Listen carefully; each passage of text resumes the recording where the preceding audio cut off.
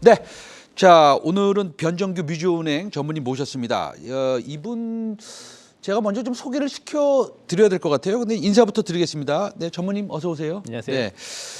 이분이 일단은 경영학 박사님이시고 뮤지오은행에 근무하시는데 제가 보니까 JP모건 싱가포르에 계셨고 홍콩에 계셨고 도쿄에 계셨는데 저랑 홍콩하고 도쿄가 겹치네요. 아, 예, 반갑습니다. 네, 그 도쿄에서도 살던 동네가 저랑 비슷하다고. 예, 그러니까요. 방송 전에. 흔치 않습니다. 반갑습니다. 반갑습니다. 예, 그래서 이제 지금 스탠다드 차터 은행에 계시다가 지금 이제 뮤지오은행의 전문임으로 계신데 역시 경제, 증시 전문가임은 확실한 것 같습니다. 전문님 맞죠? 아유, 감사합니다. 네, 과찬의 말씀. 자, 지금 그럼 환율부터 좀 체크를 해보고 싶은데요. 지금 원달러 환율 흐름이 지금 어떻게 보이십니까? 지금 뭐 2,100 위에서 살짝 노는 거 맞죠?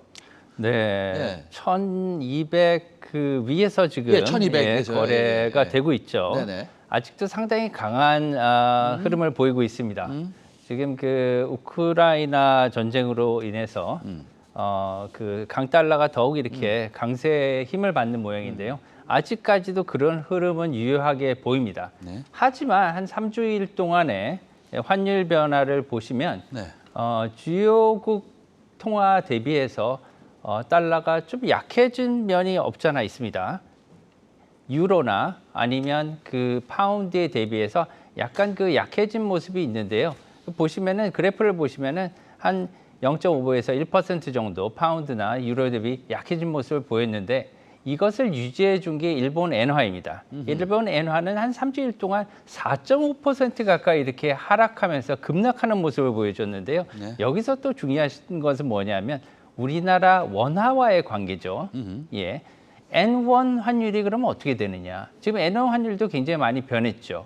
지금 N1 환율이 2018년 12월 이래 처음으로 1N당 10원 미만으로 떨어졌습니다. 예. 지금 9.95원대에서 지금 거래가 되고 있는데요. 이것은 지금 굉장히 우리나라 원화가 강해지고 엔화가 약해진 그런 상황으로 보입니다. 네. 그 전무님, 그 지금 보면은 엔화가 995원이잖아요. 맞습니다. 995원인데 예전에 제가 기억하기로는 뭐 쉽게 1,100원 넘긴 적이 많았습니다. 예, 지금 995원이라서 저 요거 방송 끝나고요. 제가 지금 은행에 가서 엔화를 좀 살까라는 생각을 가지고 있습니다. 요새 그런 생각이 부쩍 들었어요. 저 같은 사람이 그렇게 많이 생각을 한다는 것은 엔화의 약세가 이제 어느 정도 마무리되는 국면 아닌가라는 질문을 드리고 싶은데 우리 전문의께서는 어떻게 생각하세요? 그 지금 엔화가 상당히 많이 약해져 있는데요. 그 원인을 좀 봐야 될 것 같습니다. 엔화가 왜 이렇게 약해졌느냐? 최근에 급격하게 약해졌는데요. 그거는 뭐냐면 일본 은행이 개입을 해서 그렇습니다. 일본 BOJ가 오늘도 보면은 아침에 일본 은행이 들어와서 일본 국채를 계속 매수를 합니다. 아하. 아침에 들어와서 9시만 딱 들어가면은 네네. 금리가 뚝 떨어져요. 아하. 예, 굉장히 이례적인 거죠. 예. 금요일 날도 10년 일본 국채가 0.26에서 28 정도의 거래가 되고 있었는데 0.12%가 바로 떨어졌어요. 지금 뭐 엔화 환율 추이가 나오고 있고요. 지금 9시만 되면 일본 은행이 국채를 매입한다는 것은 미국이랑 정반대의 행동을 하는 거 아니겠습니까? 그럼요. 그 이유는 어디에 있고 그거는 우리나라에 어떤 영향을 미칩니까? 예. 기본적으로 일본 은행의 스탠스가 미국의 중앙은행 페드와 달라서 그런 건데요. 네네. 충돌하는 거죠. 그러면은 두 국가 간의 상대적인 통화의 가치가 환율이기 때문에 한 통화는 굉장히 약해지고요. 한 통화는 굉장히 강해지는 그런 결과가 나타납니다. 이 목적은 뭐냐면 일본 은행은 네네. 제로 금리를 방어하기 위해서 물가와 그다음에 환율을 갖다가 손실을 감수하는 겁니다. 지금. 그래서 무조건 제로 금리를 물가를 사수하는 거죠. 그런 지금 정책을 가고 있는데 사실은 시장과 굉장히 충돌하면서 이렇게 가는 모습을 보이지만 현재까지는 성공하는 모습을 보이고 있죠. 아, 그러면은 전무님 그 우리나라에 좀 나쁜 영향 있어요? 아니면 오히려 좀 좋습니까? 저는 조금 나쁠 것 같은데. 뭐 양쪽으로 다 좋고 나쁜 점이 있습니다. 아, 그래요? 예, 네. 첫 번째 그 수출 무역 쪽에서 보면 우리나라가 일본 제품이랑 경쟁하는 것이 네. 많지 않습니까? 네, 그렇죠. 그러면 우리나라가 이제 상대적으로 조금 그 수출품에 있어서 안 좋겠죠. 소비자 측면에서 보면은 싸게 우리나라가 소비자들이 일본 제품을 살 수 있어서 좋은 측면이 있을 텐데요. 물가 측면에서 더 많이 봐야 될 것 같습니다. 아하. 예. 지금 이번에 이제 한은 총재 후보자로 지명된 그 이 후보자님께서도 물가에 대해서 뭐 말씀을 하셨는데. 물가 측면에서 보면 한국의 물가 수준 억제에는 좀 도움이 됩니다, 사실은. 예. 그렇죠. 일본 물가 수준이 좀 올라가는 것이 이제 좀 강해질 거기 때문에 그런 문제에 있어서는 일본은행이 이걸 지속적으로 아주 계속적으로 국채 매입을 할 수는 있지는 않을 것이다 이렇게 아하. 예상을 하고 있습니다. 그러면은 지금 우리 전문의 생각에는 일본은행이 지속적으로 국채 매입을 하지 못할 것이다 이렇게 말씀하셨는데 그럼 이제 995원 요 정도에서 끝나는 정도? 느낌상? 네, 지금 근데 일본 은행도 상당히 아마 부담을 갖고 있을 거예요. 이렇게 계속해서 매입을 하게 되면 그 은행의 피로도, 중앙은행의 피로도도 굉장히 심하고요. 시장의 피로도도 굉장히 강해집니다. 이런 것들을 계속 지속할지는 좀 의문이기 때문에 네. 호주 은행도 좀 약간 그 절충하지 않았습니까?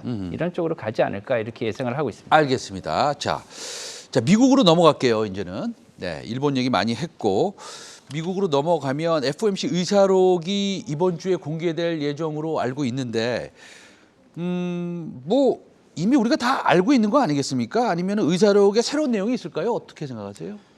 사실은 성명서가 있고 난 다음에 의사록이 3주 후에 딱 3주 네. 후에 이렇게 발표가 되지 않습니까? 네, 네. 의사록에는 아주 크게 변화된 내용은 없을 것 같습니다. 의사록이 이렇게 초점을 받는 거는 성명서에 나와 있지 않은 그런 중요한 논지나 이런 것들이 이제 거기에 있을 수 있기 때문에 그런데요.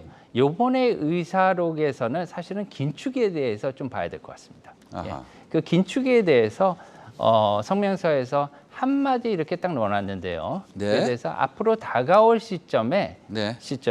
긴축을 하겠다고 명문화돼 있습니다. 그것에 대해서 구체적인 시기와 금액, 어떠한 채권을 갖다가 할지에 대해서는 아직 나와 있지 않은데 그 구체적인 계획이나 스케줄이 나와야겠죠 이제. 아하. 그런 것들이 이제 의사록에 아마 들어가 있게 된다면 우리 시장이나 아니면 환율에 영향이 있지 않을까 이렇게 생각합니다.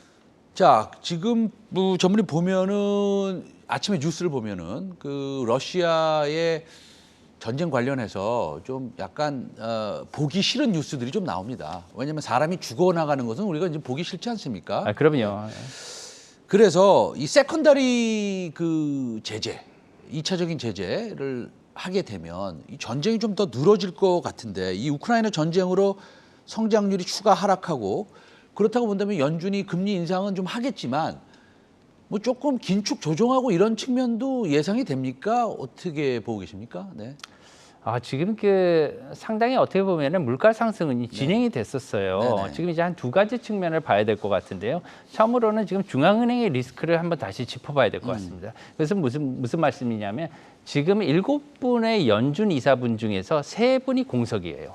예. 그리고 두 번째는 뭐냐면 미국 그 장단기 금리 역전입니다. 이것을 논하지 않고서는 미국을 논할 수 없죠, 지금 네네. 금리가. 이 두 가지가 있기 때문에 지금 현재 상태에서 지금 미국 연준이 이것을 과연 통화 정책을 잘 갖고 왔느냐 네네네. 문제에 대해서는 약간의 의문점이 있어요. 왜냐하면은 점도표도 굉장히 괴리가 많았고요. 네. 특히 물가 상승이 일시적이었다는 것도 사실 지금 와서 보면은 조금 차이가 나지 않았습니까? 이런 것들을 본다면 앞으로 있어서 저희들은 이제 교훈은 이제 연준의 그런 발표들은 이제 참고는 하되 시장과 데이터에 기반해서 저희가 딜링을 하고 그다음에 대비를 해야 되지 않을까 이렇게 생각을 하고요.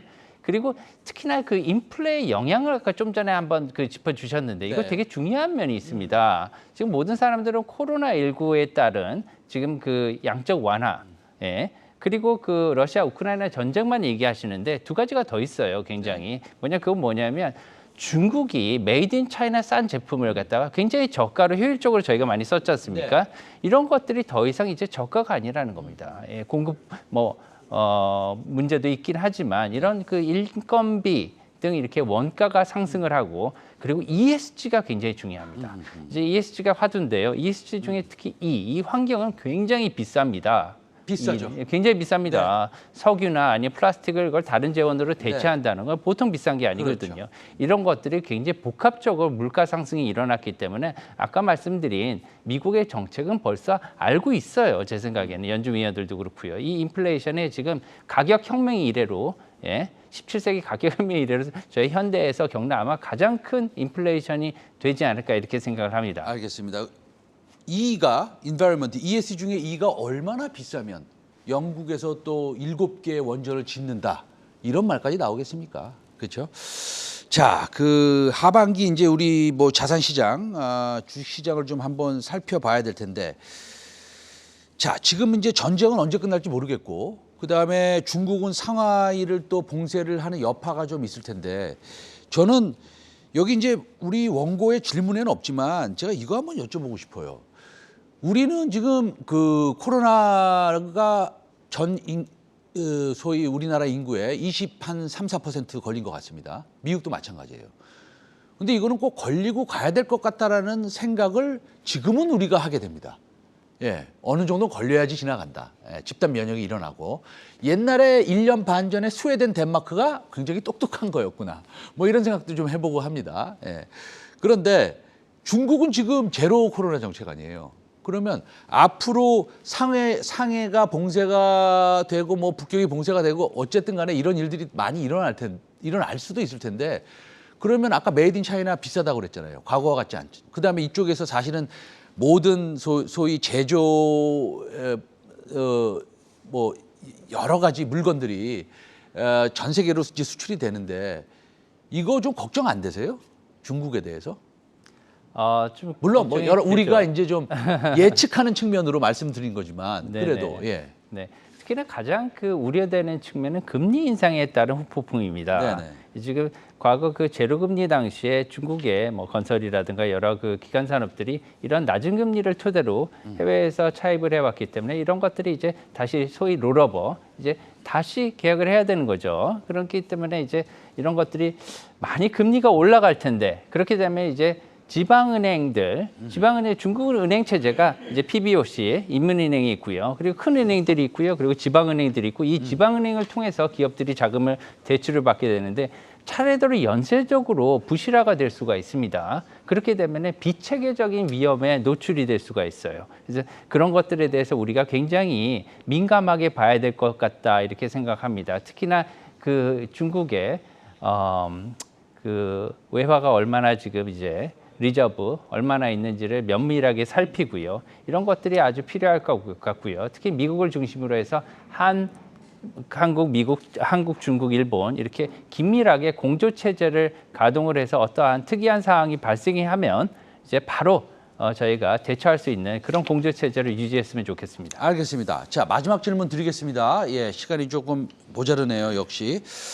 네, 그 한국은행 총재가 뭐 이제 새로 오실 것 같아요, 그렇죠? 네, 뭐 큰 무리가 없으면 오실 것 같은데 이창용, 네, 예전에 뭐 IMF에도 계셨고, 네, 이분이나 뭐 전체적인 그 분위기 어떻게 생각하십니까?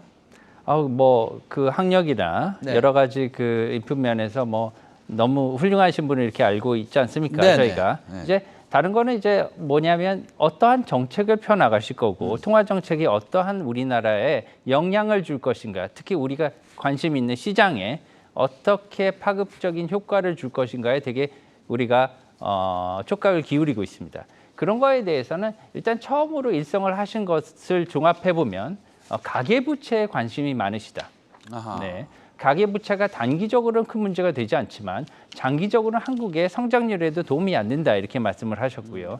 두 번째는 한미 금리 역전 가능성에 대해서도 어떤 기자분이 말씀을 하셨는데 여기에 언급을 하시기에는 금리 역전이 일어나도 한국의 자금 유출에 대해서는 크게 걱정하시지 않는 투로 말씀을 하셨고요. 이런 것을 거꾸로 생각을 해본다면 연말까지는 어느 정도 한미 금리 역전 현상을 갖다가 인정하고 넘어가신다. 이렇게 인상을 받았습니다. 그래서 인플레이션을 경계하면서도 어느 정도 금리 인상의 수위, 속도를 조절하시는 그렇게 하실 것으로 이렇게 제가 인상을 받았습니다. 알겠습니다.